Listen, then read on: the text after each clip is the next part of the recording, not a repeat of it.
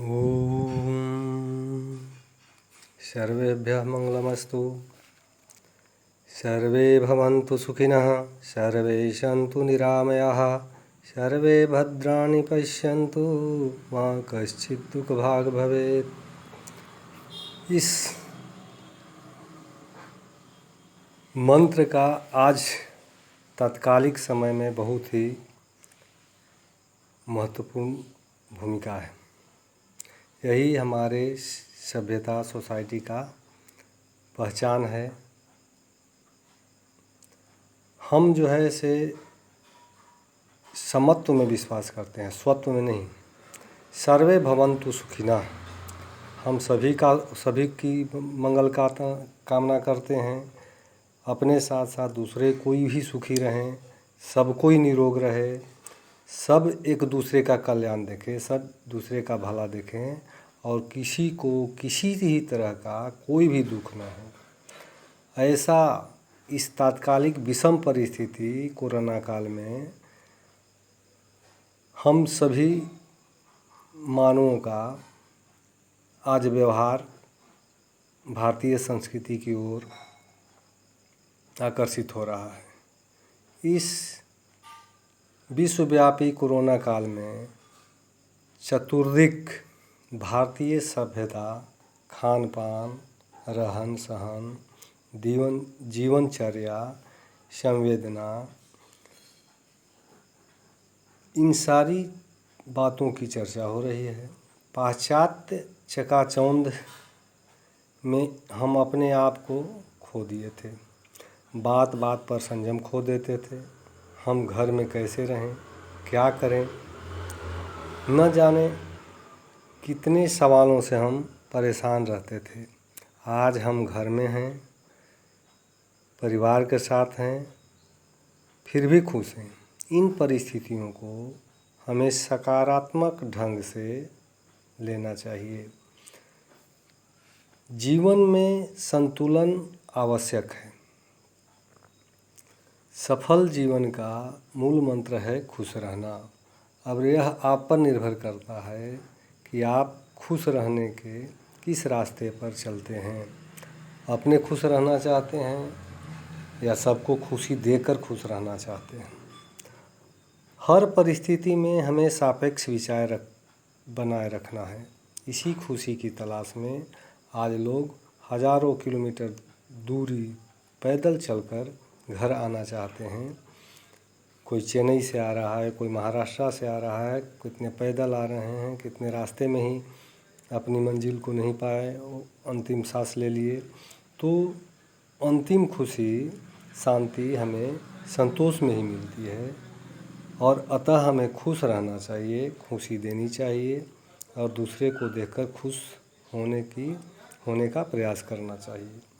दूसरों को मदद करनी चाहिए। अपने व्यवहार से दूसरों को दुख न हो, ऐसा प्रयास करना चाहिए। समय पर हर कार्य करना चाहिए। समय पर दिनचर्या करना चाहिए। समय पर पढ़ना चाहिए, समय पर काम करना चाहिए। आवश्यकता पड़ने पर अपने परिवारों की मदद करनी चाहिए, उनसे मदद लेनी चाहिए, दोस्तों को साथ देना चाहिए। यही मानव धर्म भारतीय संस्कृति हमें सिखाती है और इसके प्रति अपने दायित्व को भी हमें बताती है। अस्तु, ठीक है। इन परिस्थितियों में भी हमें पठन पाठन पर ध्यान देते रहना चाहिए। पिछले कुछ क्लास में हम लोग व्याकरण का कुछ भाग देखे थे, संधि देखे, कारक देखे। दूसरे पाठ वसुधैव कुटुम्बकम का पाठ हम लोग पढ़ लिए, जिसमें दो दोस्त थे, एक कौवा था, एक गौरैया थी। दोनों इधर उधर घूम रहे थे। रास्ते में उन्हें कोई अच्छा सुंदर किसी पेड़ पर किसी पक्षी का घोंसला नज़र आया। वे दोनों सोच रहे थे कि हमें भी ऐसा ही सुंदर घर होना चाहिए, हम भी क्यों नहीं प्रयास करें। इसी क्रम में दोनों घर निर्माण करने लगे। कौवा जो है से मिट्टी का घर बनाता है और गौरैया जो है से घास फूस चुनकर घोंसला बनाती है। गर्मी के समय में गौरैया का घर बर्बाद हो जाता है। वह आश्रय के लिए कौवे के पास जाती है, लेकिन कौवा स्वभाव से धूर्त होता है और स्वार्थी होता है। वह गौरैया का साथ नहीं देती है। दुखी होकर गौरैया जो है से लौट आती है। कुछ समय के बाद वर्षा आती है और वर्षा काल में जो है मिट्टी का घर जो है कौवा का बर्बाद हो जाता है और वह जो है आश्रय के लिए गौरैया के पास आता है। गौरैया उसे सहर्ष स्वीकार करती है और भोजन कराती है। कहती है कि जब तक आपका आश्रय न हो तब तक आप हमारे साथ रहें। यही मित्र धर्म है। विषम परिस्थितियों में या दुख में भी हमें साथ देना चाहिए। इसके कुछ कठिन शब्द थे जिसका हम लोग चर्चा किए थे। संधि था, कहीं कहीं था, पद परिचय के रूप में हम लोग देख चुके हैं। जैसे इतस्ततः था, इधर उधर, इतः जोड़ ततः विसर्ग संधि। आगे हम इसके प्रश्नोत्तर के भाग को देखेंगे। अब हम प्रश्नोत्तर भाग में पहला क्वेश्चन देखेंगे, जिसके पहला क्वेश्चन में पाठम पठित्वा वदंतु लिखंतु च शुद्धम अथवा अशुद्धम। जो सही है उसमें शुद्धम लिखना है, जो गलत है उसमें अशुद्ध लिखना है। पहला है काकः चटका च मित्रे न अस्तः। कौवा और गौरैया मित्र नहीं थे। हम लोग पढ़े हैं कि दोनों मित्र थे, इसलिए अशुद्ध हुआ, इसलिए हम लिखेंगे अशुद्धम। फिर है तौ एकस्मिन् गृहे एकम नगरम अपश्यताम। वे दोनों एक घर में एक शहर को देखे थे। तो वे लोग न घर में देखे थे न शहर में देखे थे, बल्कि जंगल में कोई घोंसला देखे थे। इसलिए यह भी अशुद्ध है, गलत है, इसलिए इसको लिखेंगे अशुद्धम। फिर है काकस्य गृहम मृत्तिकायाः आसीत्। कौवा का घर मिट्टी का था, जो कि सही है, इसलिए आंसर हुआ शुद्धम। फिर है चटका काकस्य सहर्षम स्वागतम करोति। गौरैया जो है कौवे को खुशी से स्वागत करती है, यह सही है, इसलिए होगा शुद्धम। फिर है क्वेश्चन नंबर 5 उभौ मिलित्वा सुखेन वसतः। दोनों मिलकर सुख से रहते थे या रहते हैं, यह शुद्ध है, इसलिए होगा शुद्धम। क्वेश्चन नंबर 2 है मंजूषायाम प्रदत्त पदै रिक्त स्थानानि पूरयन्तु। बॉक्स में साइड में राइट साइड में दिया हुआ है बॉक्स ग्रीन कलर में, उसमें कुछ शब्द हैं जैसे आनंदेन, मृत्तिकया, काकस्य, काकः, लज्जितः, मित्रम। इसी से आपको क्वेश्चन नंबर 2 के आंसर देने हैं। पहला है एषः अस्ति, यह है। तो इधर देखेंगे एषः चूँकि पुल्लिंग है, इसलिए यहाँ काका हो जाएगा, यह कौवा है।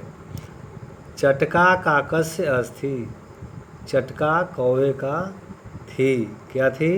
तो हो जाएगा मित्रम 2। फिर तीसरा है काकः वृक्षे सुंदरम गृहम निर्मितवान। कौवा वृक्ष पर सुंदर घर बनाया। तो कौवा किससे बनाया था?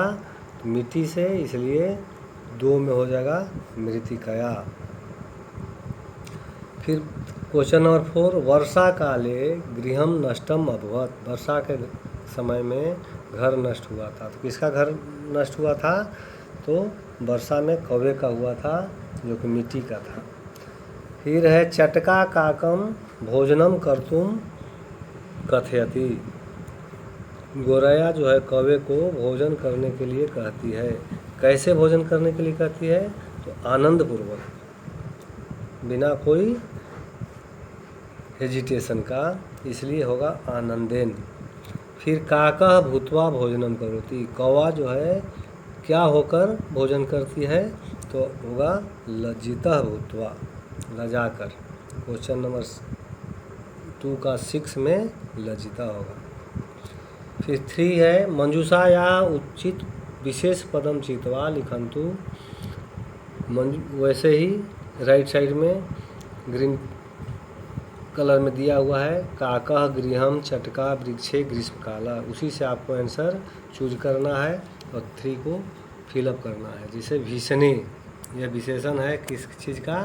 ग्रीष्मकाले। ग्रीष्मकाले में सप्तमी है, इसलिए भीषणे में विशेषण हो गया भीषणे, ग्रीष्मकाले विशेष से हो गया। फिर अभिमानी, अभिमानी कौन था? तो काकः। फिर 3 में है खीना, खीना दुखी कौन हुई? चटका। फिर नवीनम, नया क्या था? तो नया घर था। फिर एकस्मिन, एक क्या था? तो वृक्षे, सप्तमी है एकस्मिन में, तो यहाँ वृक्षे। इसी प्रकार क्वेश्चन नंबर 4 देखेंगे। तो नहीं मैं इधर से ना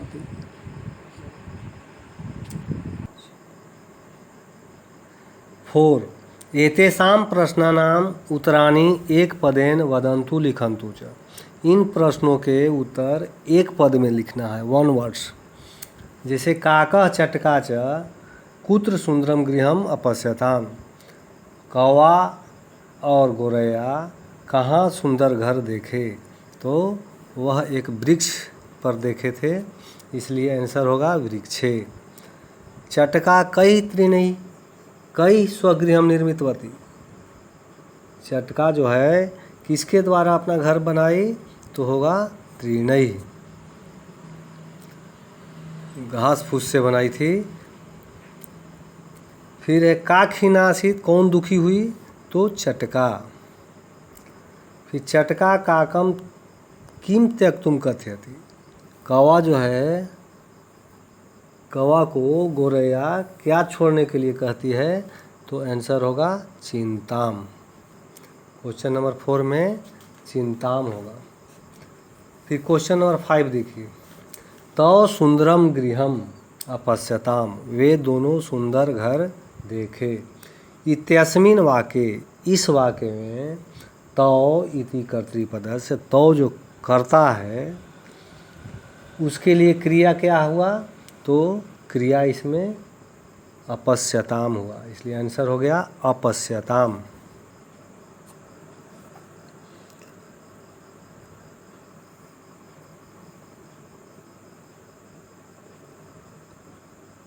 अब क्वेश्चन नंबर 5 एतेषां प्रश्नानाम् उत्तराणि पूर्णवाक्येन वदन्तु लिखन्तु च। इन प्रश्नों के उत्तर पूरे एक वाक्य में देना है, 1 सेंटेंस में इसको आंसर देना है।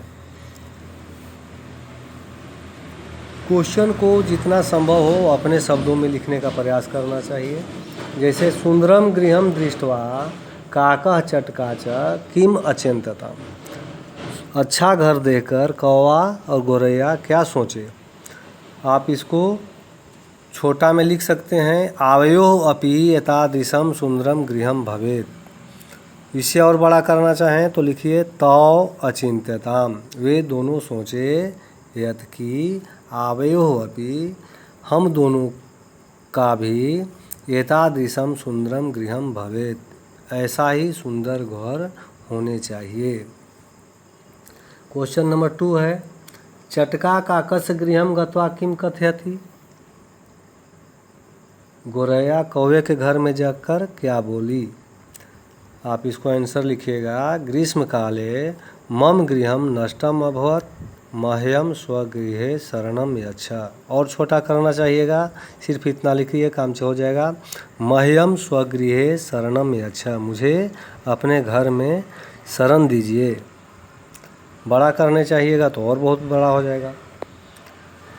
फिर क्वेश्चन नंबर 3 है अभिमानी काकः चटका किम अकथयत, जो घमंडी कौवा था वह गोरैया को क्या जवाब देता है?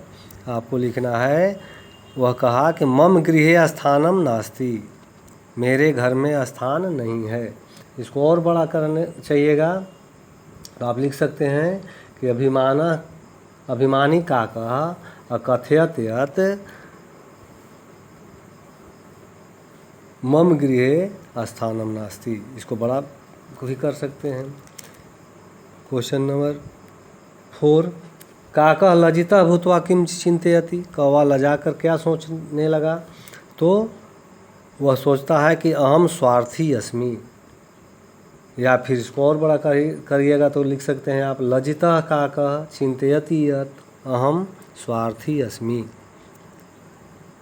फिर क्वेश्चन नंबर 5, वर्षा कालात अनंतरम। वर्षा काल के बाद किम अभवत, क्या हुआ, तो वर्षानंतरम, वर्षा के बाद, उभौ मिलित्वा, दोनों मिलकर, नवीनस्य गृहस्य निर्माणम कृत्वा सुखेन वसतः।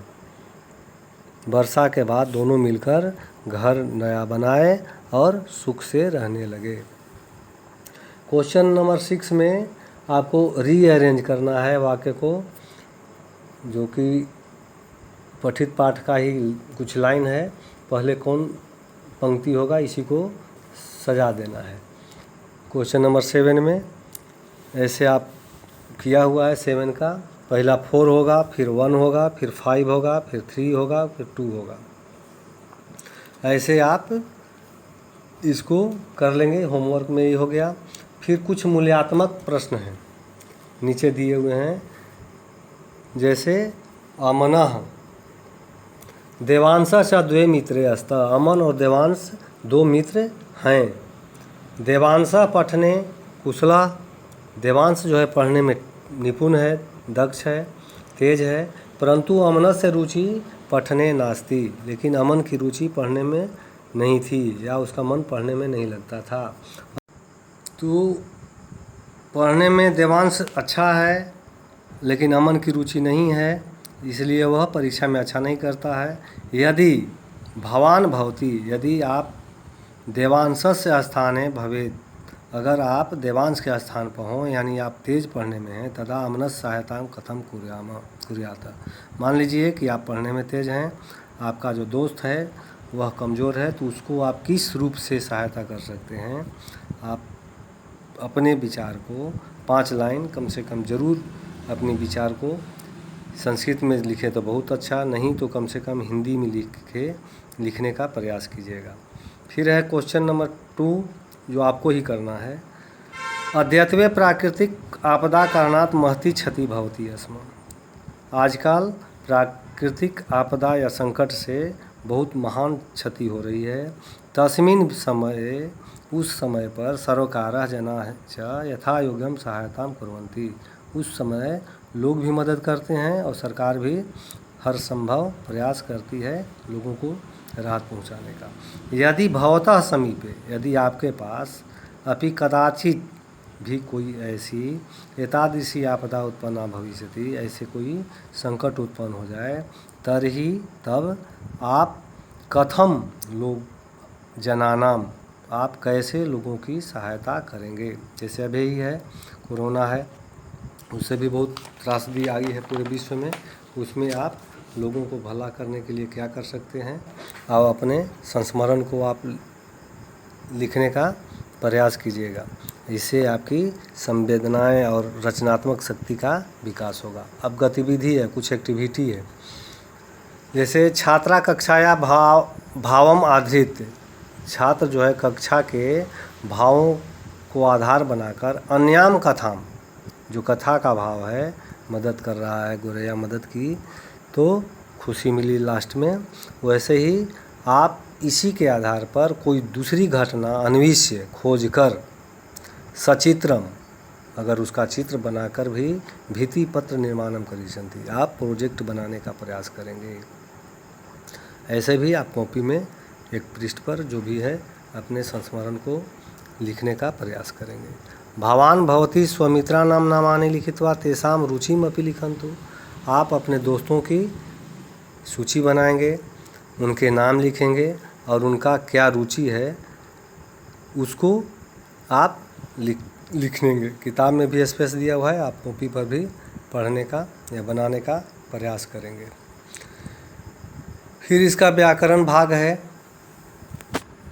अक्त्वा प्रत्ययस्य प्रयोग।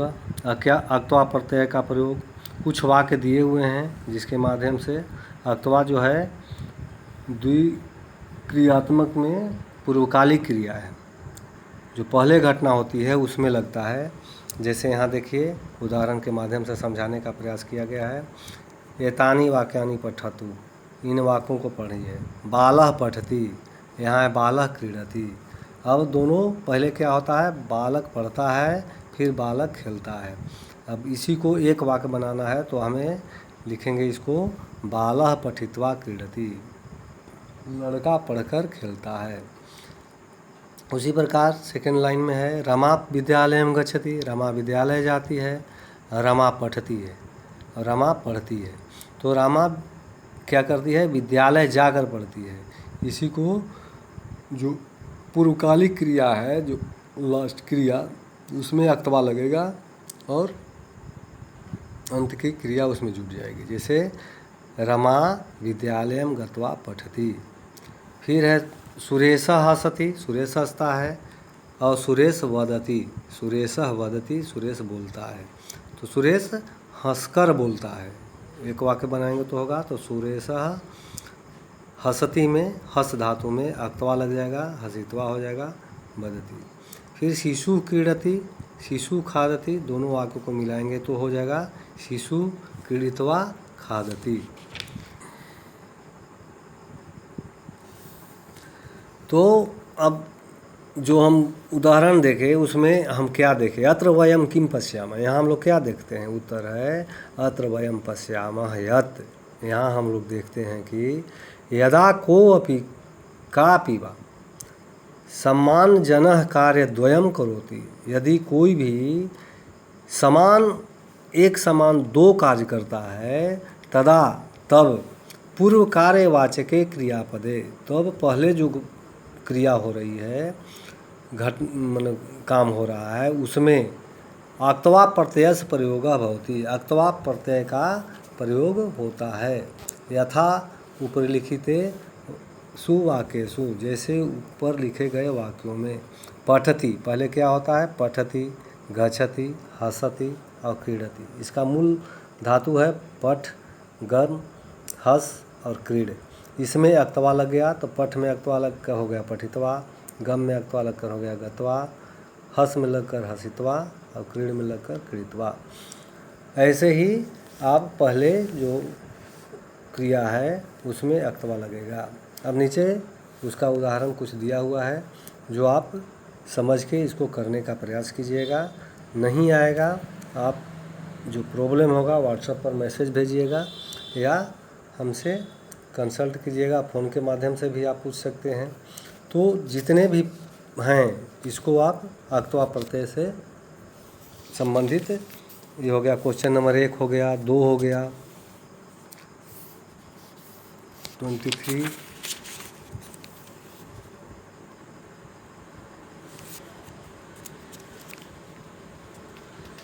ये सब अक्त्वा और लैप आप लोग 6 क्लास से ही पढ़ते आ रहे हैं। आपको प्रयास भी है, आप इसको करने का प्रयास कीजिएगा।